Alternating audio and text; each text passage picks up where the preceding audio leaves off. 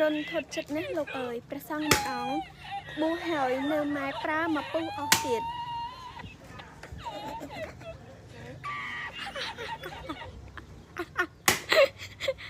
អាត្មាខំរត់មកបួសហើយវិញញោមនៅប្រើអាត្មាទៀត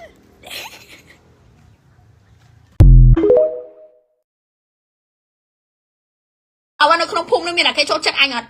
មានមែនអីមានខ្លះអត់ខ្លះមានខ្លះអត់ខ្លះនិយាយចឹងមកហើយដល់ពេលមានពេលអញចង់ភ្ញាក់ខ្លួនណា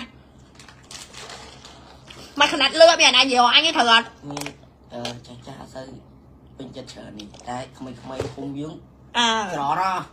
ចាំក្មេងៗភូមិខ្ញុំវាមានខ្ញុំដែរតែក្រោយមួយវាពួកវាជួបប្រុសពួកវាចំជីមហោម៉ូតូដល់ហ្នឹងមិនដែរប្រាប់ម៉ែឪវាដែរតែបើចាស់ចាស់វិញស្អប់ខ្ញុំជ្រិញជីវិតខ្ញុំជ្រិញខ្ញុំខ្វល់ទេហេអីគេចូលចិននិយាយអាភាសាចេះដល់ហើយចូលចិននិយាយភាសាចេះ